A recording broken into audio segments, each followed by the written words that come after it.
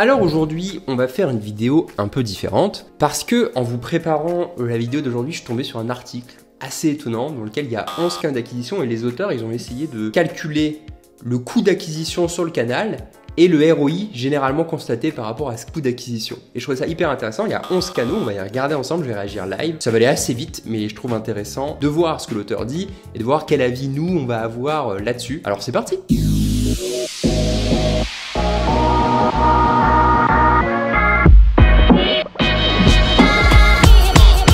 Pour ceux qui ne me connaissent pas, je m'appelle Quentin Despas, je suis un ancien directeur commercial dans la tech et j'ai monté MIM, qui est un cabinet de conseil et de formation en performance commerciale B2B. On est spécialisé dans le SaaS, on a presque accompagné 100 SaaS, on va passer la barre cette année. Et à côté de ça, je fais des vidéos YouTube et je suis aussi sur LinkedIn pour accompagner, aider un maximum de dirigeants et de commerciaux dans leur quête de craquer le code de la vente pour les aider à avoir plus de résultats et donc du coup faire plus de chiffre d'affaires.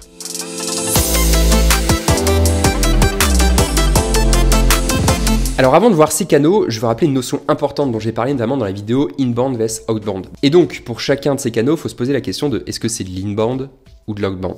Pour rappel, l'inbound c'est quand à la suite de vos actions, le client vient à vous, il vous démarche presque, bonjour, j'aimerais des renseignements, etc. Ou l'outbound, où c'est vous qui allez directement dans la boîte mail, au téléphone du prospect pour lui proposer vos services. Ma thèse sur la question de l'inbound et de l'outbound, c'est qu'il faut savoir maîtriser les deux, mais qui n'ont pas le même effet, les mêmes utilités. Et pour ça, je vous invite à la vidéo que j'ai faite, inbound versus outbound, et à regarder aussi le graphique, je vais vous le remettre ici parce qu'il est important, des avantages de l'inbound versus l'outbound. En fait, c'est tout simple. L'outbound va vous permettre de générer à court terme des prospects, c'est-à-dire qu'avec mon téléphone, vous me donnez un téléphone, une liste de prospects, une proposition de valeur, je peux vous générer des rendez-vous au jour 1 avec un peu d'entraînement et d'expérience. Et au bout d'un moment, ça va se stabiliser parce qu'une fois que j'ai passé tous mes calls, ma courbe, elle s'aplatit. Alors, on peut réembaucher, donc on va incrémentalement monter la valeur. Et l'inbound, lui, il va partir de zéro, il va monter tout doucement, et puis ça va commencer à partir en courbe exponentielle. Donc, l'inbound, c'est un investissement qui va demander beaucoup de ressources pour un ROI négatif au début. Sauf que après, quand le jeu des effets cumulés va commencer à se mettre en route, ça va devenir une machine redoutable. Il y a encore des places à prendre en B2B sur l'inbound, alors foncez, il faut y aller. Mais en attendant, on fait de l'outbound, donc il faut cumuler ces deux stratégies et savoir pourquoi on le fait et surtout ce qu'on peut en attendre. Donc si vous n'avez pas encore de stratégie inbound, lancez ça comme un investissement sur lequel vous aurez des dividendes dans les années à venir. On ne parle même pas de mois, dans les années à venir, 1 an, 2 ans, 3 ans. C'est comme ça qu'il faut penser l'inbound et il faut le commencer maintenant, alors que l'outbound, lui, il faut en attendre des résultats rapidement. Sous moins d'un an, il faut que vous soyez capable de maîtriser au moins un canal outbound.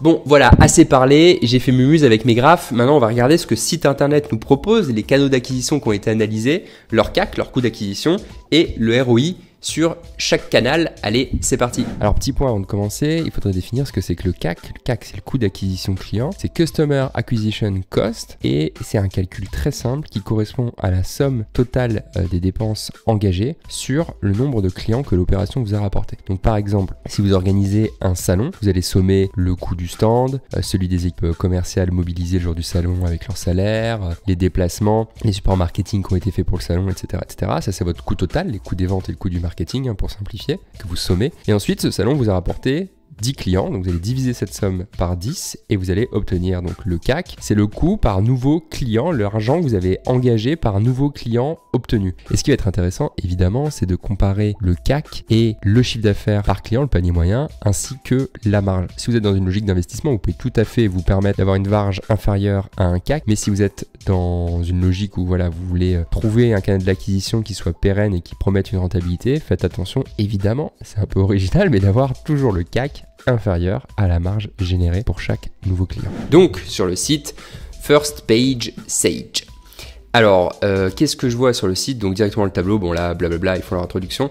Alors, premier canal d'acquisition qu'on a ici, c'est les speaking public sur les événements. Par exemple, vous êtes à Vivatech pour ne pas le nommer. Salut l'équipe de Vivatech. Et vous avez la possibilité d'être speaker devant un parterre de personnes sélectionnées sur un sujet qui est votre sujet d'expertise. Ça peut être un canal d'acquisition parce que si vous parlez bien de votre sujet et qu'à ce moment-là, il y a des gens qui ont des soucis, des problèmes, des pain points, ils vont venir vous chercher. Donc ici, ils estiment le CAC à 518 $.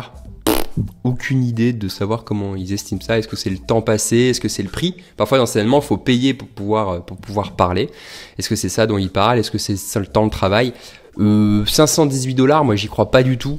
518 $, ça voudrait dire qu'il faut, que c'est très rapide à préparer. Donc généralement c'est un peu plus. Donc bon, à part si on a un truc rodé, mais c'est rarement le cas puisqu'on essaye de se fitter à l'événement et au sujet qui doit être abordé. On essaye de faire une intro un peu sympa, donc bon, 510 $, non. ROI moyen, 856%, donc x8. Donc ils se disent que si le CAC c'est 500, on va aller récupérer 4000 $ derrière.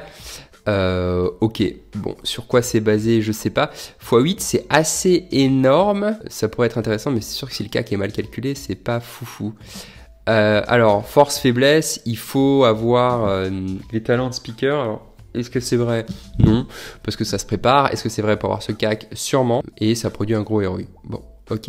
Et donc maintenant, on va découvrir le deuxième canal. Donc deuxième canal, le SEO.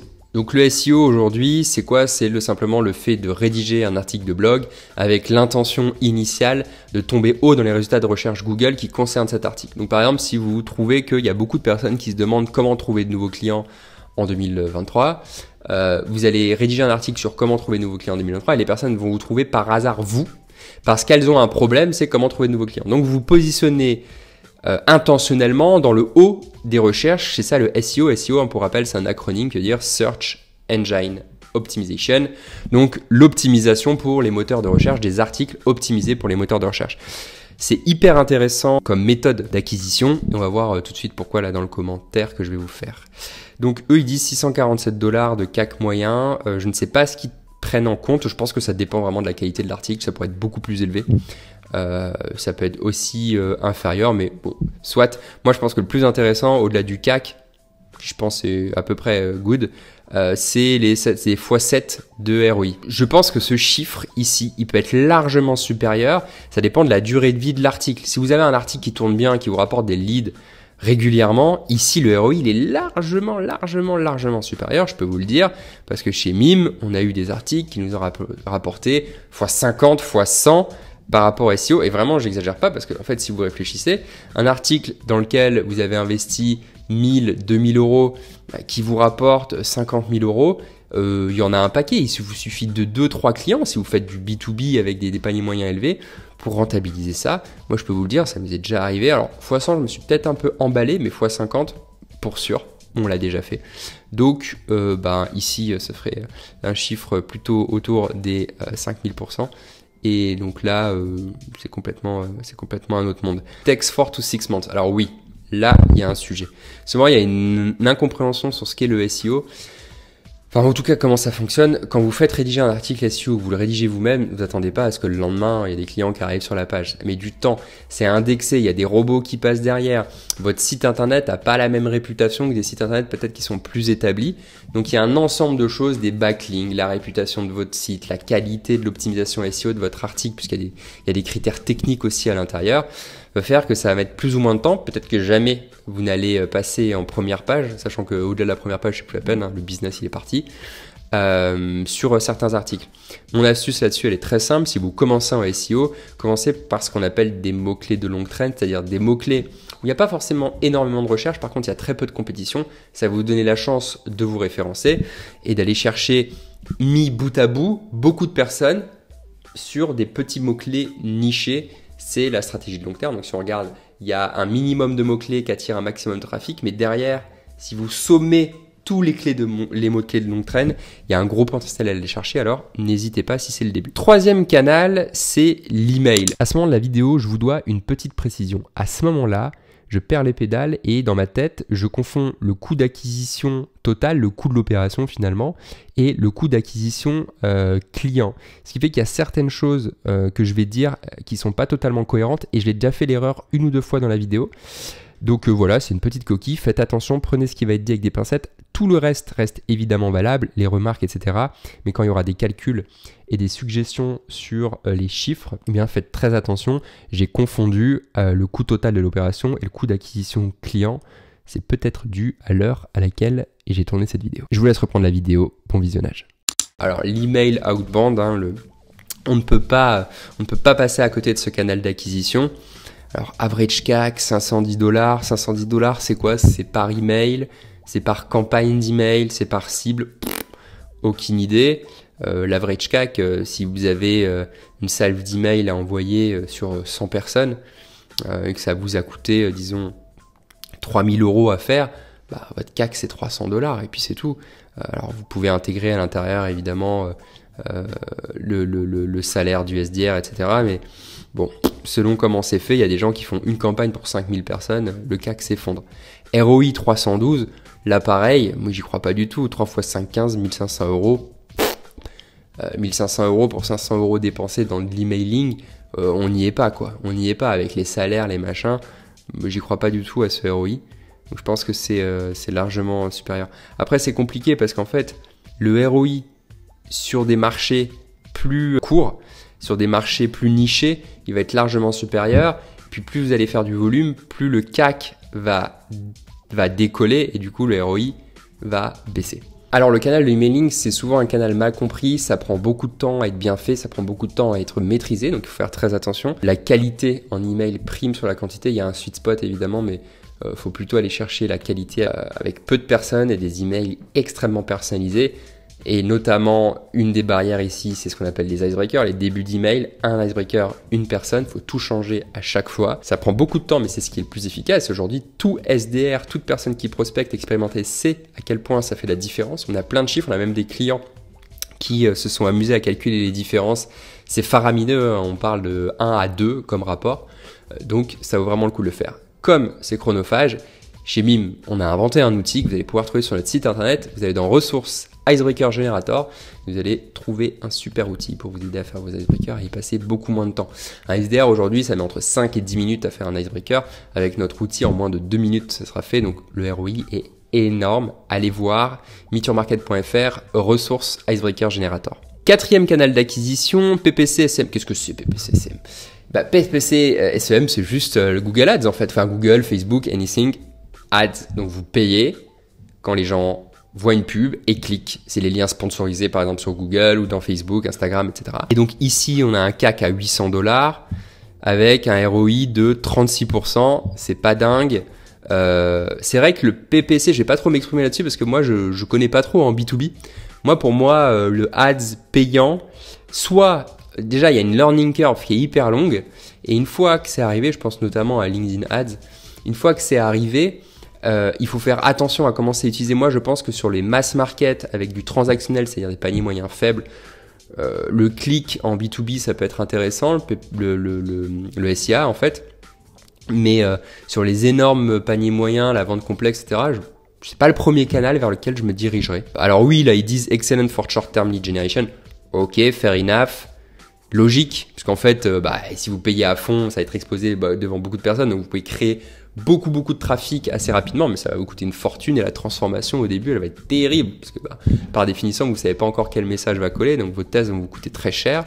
Pour peu que ça marche, c'est quelque chose qu'il faut réfléchir. Pareil pour long term ROI, vous pouvez rarement baser toute votre stratégie de B2B sur du ads, parce que le jour où vous coupez le robinet, ça s'arrête, vous ne maîtrisez pas beaucoup. C'est un problème qu'on a aussi en B2C, mais qui est plus facile à générer, probablement parce que l'efficacité est plus intéressante, on arrive à avoir plus d'informations sur les gens qu'en B2B. Cinquième canal d'acquisition qui est proposé par le site internet, c'est l'ABM, le fameux ABM, Account Based Marketing. En gros, le but ici, c'est de cibler les personnes qu'on recherche par entreprise. On va se concentrer sur très peu d'entreprises et on va les travailler de manière très personnelle, de manière très intense. On va vraiment quadriller, on va cartographier l'entreprise pour essayer d'avoir une approche chirurgicale. C'est très intéressant, particulièrement quand on fait de la vente complexe.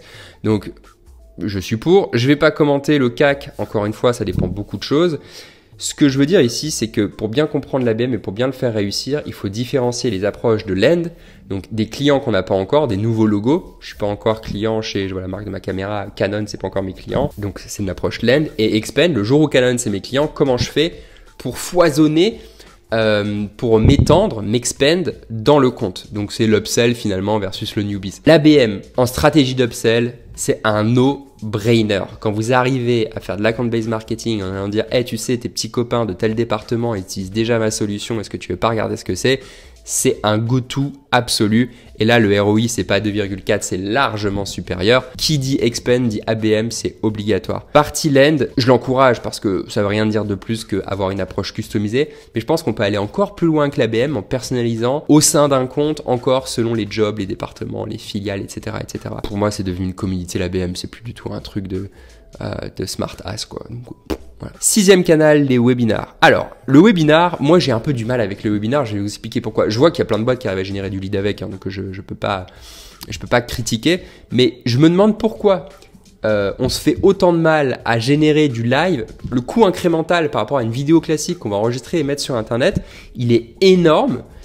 La visibilité derrière, je suis pas sûr qu'elle soit forcément supérieure, d'autant plus qu'il y a plein de gens qui ne publient pas leur webinar. Et les call to action, de ce que je vois et de ce que je constate, enfin, c'est-à-dire la transformation derrière, c'est pas le call to action que je voulais dire, elle est pas forcément meilleure. Donc moi, je dis que webinar, je mettrais dans la catégorie vidéo, et là je dis oui pour la vidéo, mais c'est lourd, enfin $600, j'y crois pas une seconde, vous imaginez organiser un sujet, savoir de quoi on va parler, faire le PowerPoint, organiser toute la technique pour avoir la vidéo live et l'écran live, inviter les gens, waouh, écrire un script, fais une vidéo, poste-la sur les réseaux, référence-la, et tu auras le même sujet et tu vas tout maîtriser. Ton live, il sera pas parfait, il va y avoir des soucis techniques, tu vas bafouiller. Enfin, pour moi, une vidéo, le coût doit être le même, peut-être même inférieur, et les résultats sont les mêmes, voire supérieurs si tu sais bien poster et si tu réfléchis à ce que tu fais. Parce que pour build trust and establishes your company as an authority figure, en fait,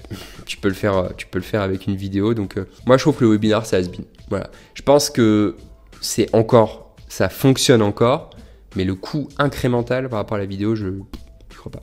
7e canal d'acquisition, c'est l'organique sur LinkedIn. L'organique sur LinkedIn, je suis pas sûr de savoir de quoi il parle ici, mais on va dire que c'est le fait de faire des posts sur LinkedIn.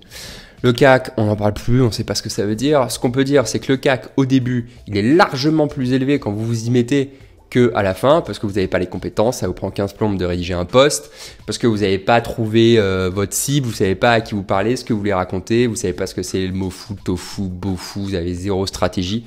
Vous ne voulez pas l'utiliser, et du coup, CAC horrible.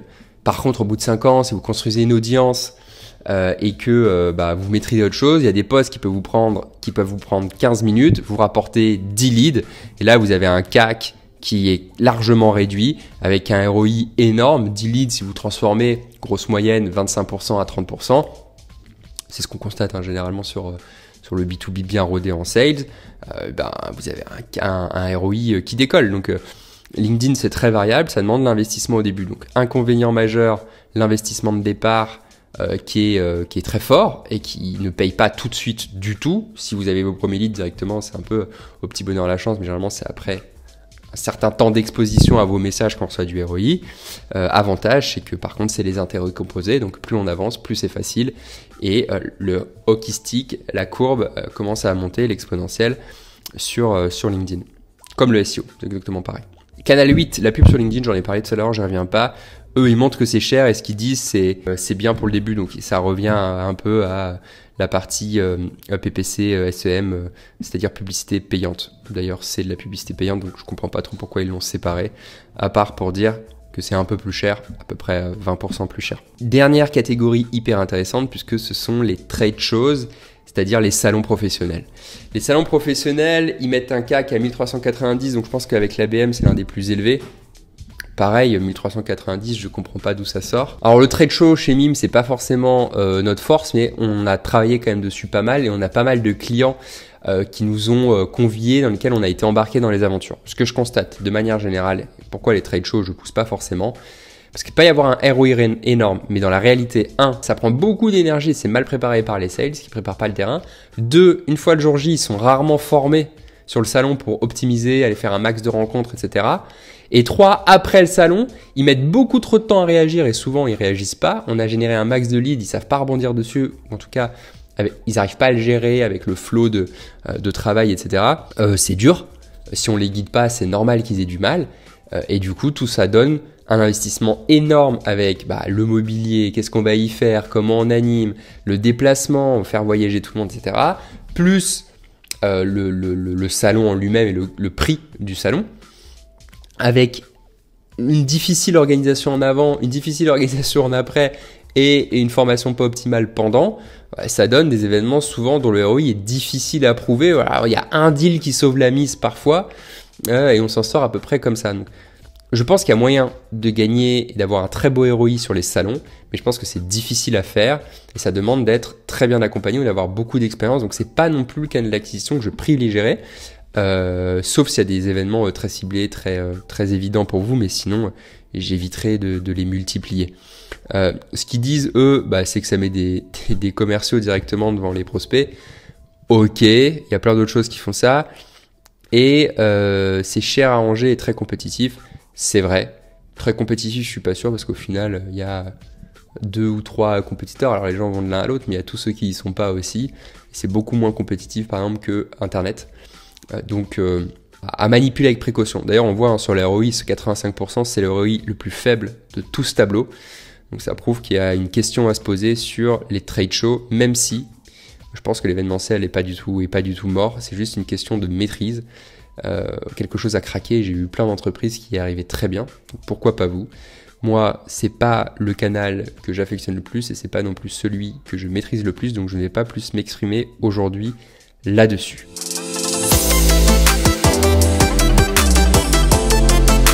Alors, petit résumé de cette vidéo un petit peu spontanée que je vous ai faite aujourd'hui. Je vais reprendre chaque canal d'acquisition et je vais vous donner les forces, faiblesses. Je vais vous donner mon avis sur le ROI. Et puis, vous ferez votre petite tambouille avec ça et vous déciderez de comment prioriser vos canaux d'acquisition cette année. Canal numéro 1, donc, c'est le public speaking. On se fait inviter à un événement où on paye pour parler devant un parterre de cibles. Évidemment, il n'y aura pas que ça. C'est intéressant si vous avez déjà du contenu qui est prêt. Si vous devez vous préparer spécifiquement pour ça, je ne prendrai pas le risque en priorité là-dessus. Il y a des canaux qui donnent beaucoup plus de visibilité avec un niveau de préparation égal. Donc, à manipuler avec précaution. Par contre, très intéressant pour le côté in-person, très intéressant pour le networking. Si vous avez du contenu préparé et que ça ne va pas vous demander 4 jours et un coach pour la préparation, allez-y, foncez. Et si vous ennuyez, que vous voulez vous diversifier et avoir un peu de fun aussi dans votre job de prospection, faites-le. Mais sinon, moi, j'irai pas en priorité. Deuxième canal, le SEO. Donc le SEO, les forces, c'est très simple. C'est que ça joue c'est un actif en fait digital de génération de leads qui joue sur le même système que les intérêts composés. Vous empilez, vous créez des articles régulièrement. Une fois qu'ils sont créés, vous n'y touchez plus, vous les empilez et ça crée cet actif, ces sources multiples de trafic qui, dans la durée, vont vous rapporter du business. Inconvénient, ça met beaucoup de temps, il y a une inertie. Avant 6 mois, 1 an de travail, n'espérez pas avoir vos premiers leads ou alors ce serait un coup de chance. Avantage, c'est cette question de capitalisation sur des actifs, ce que j'appelle des actifs digitaux, qui vont travailler pour vous tout le restant de l'année, des années. À durée égale. Donc il faut bien le maîtriser, ça demande du temps, mais moi SEO je vote pour à 100%. Troisième canal, l'email. Email, gros piège, canal piège, on peut y passer des années sans jamais craquer le code. Et puis l'email seul, c'est pareil, je pense que c'est un sujet de multicanal, on va faire de l'email, du LinkedIn, tout ça, bien agencé dans une stratégie globale et personnalisée qui fonctionne. Donc attention à l'email, par contre ROI énorme évidemment, ça coûte rien de gérer des emails. Voilà, vous mettez un SDR spécialisé avec une stack d'outils pour 200 ou 300 euros par mois et vous pouvez générer des dizaines voire des centaines de milliers d'euros par mois de pipeline. Donc vraiment ça demande de se former, ça demande de ne pas faire des erreurs, sinon vraiment vous allez perdre beaucoup de temps et beaucoup d'argent, vous allez vous désespérer. Mais l'email, il faut y aller. Donc quatrième canal, le PPC, SEM, donc c'est la publicité payante. Publicité payante B2B, j'ai jamais trouvé quelqu'un qui avait craqué ce code-là et moi j'y connais pas trop. Ce que je sais, c'est que c'est très cher et que c'est pas évident de prouver le ROI. Donc, je pense que c'est un truc à craquer, puisque moi, vous savez, je crois beaucoup à la convergence des canaux B2B et B2C à terme. En gros, aujourd'hui, en B2C, on peut avoir des expériences clients incroyables, et en B2B, on est bien en retard. Et du coup, peut-être pour craquer ce truc, je pense que le B2B n'a pas encore à craquer, faudrait se rapprocher de ce qu'ils font en B2C, où il y a des machines de guerre aujourd'hui en termes d'entreprise et de spécialisation sur du payant en B2C très héroïste, très héroïsé, je dirais. Pour ça, d'ailleurs, je vous recommande 2 personnes géniales, des machines sur le sujet en B2C, notamment sur le e-commerce. Première personne, Jérémy Letao de Making Science. Gros expert sur la question. Et deuxième personne, Théo Lyon de Kudak, que vous connaissez déjà sûrement, aussi très bon sur la question. Donc peut-être qu'il faudrait se rapprocher de ces personnes pour savoir comment appliquer ce qui fonctionne en B2C au monde du B2B, parce qu'aujourd'hui, on est loin du compte. 5e channel, l'ABM, Account Based Marketing. Donc c'est une forme de prospection focalisée sur un logo, un client cible. Avantage, on est plus précis dans l'approche, plus pertinent, et ça va tout de suite être haut de gamme comme prospection. Donc bien targeté, on va pouvoir se distinguer des gens qui auront mis la même adresse mais dans un paquet énorme de prospects. Inconvénient, ça demande beaucoup plus de temps par prospect de s'y pencher. En revanche, en termes de rentabilité, je pense que ça vaut largement le coup. Maintenant, l'ABM, c'est un peu léger. Il faut monter encore en personnalisation et ne pas utiliser que le compte comme critère. La logique de prospection personnalisée, je dirais, pour résumer ça. 6, les webinars. Donc, moi, les webinars, je ne m'exprime pas. J'ai pas une grosse expérience en webinar. Par contre, je crois beaucoup à la vidéo en B2B. J'y crois beaucoup. Ça demande un gros investissement de temps, de ressources financières, de concentration, d'énergie. Mais je pense que dans quelques années, et c'est déjà le cas de toute façon, la vidéo, ça va exploser en B2B. Donc, il faut s'y mettre si on veut prendre de l'avance.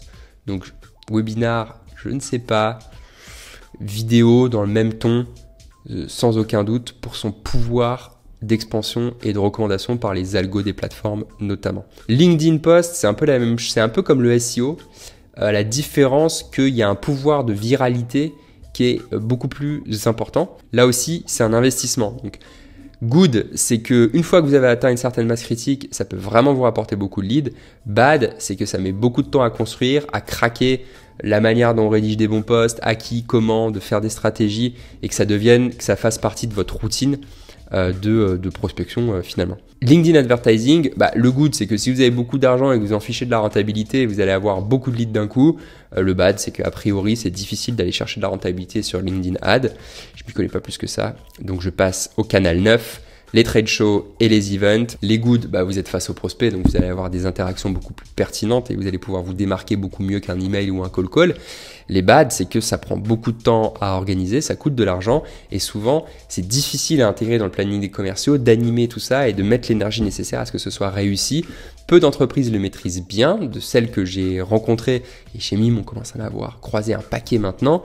J'en vois pas beaucoup qui ont hacké le truc et qui savent avoir du résultat, de vrais résultats, parce que souvent on se dit, bon, il y a un deal qui sauve la mise, mais en event, donc je ne sais pas quoi vous dire là-dessus, si ce n'est que faites le 20-80 et au final, et s'il y a 1 ou 2 événements dans votre secteur qui se distinguent du reste, allez-y, faites-le, mais attention au avant, attention au pendant et attention au après. Il ne s'agit pas de négliger une seule de ces étapes. Voilà, j'espère que cette vidéo vous a plu. Moi, ça a changé un peu comme format. Quand il y a du contenu intéressant comme ça, n'hésite pas à vous le donner. Petit résumé terminé, je vous mets l'URL du site internet ici en dessous dans la vidéo et dans la description pour aller retrouver ce tableau. Je vais en faire un beaucoup plus détaillé bientôt pour vous. S'il y a des canaux d'acquisition qui vous intéressent, mettez-les moi en commentaire. Sur ce, comme d'habitude, je vous laisse vous faire votre propre avis, je vous donne le mien, ce site internet donne le sien. Faites un mix avec votre expérience et décidez de là où vous voulez investir votre temps et votre argent pour aller chercher de nouveaux clients cette année. Sur ce, comme d'habitude, je vous souhaite d'excellentes ventes et je vous dis à bientôt.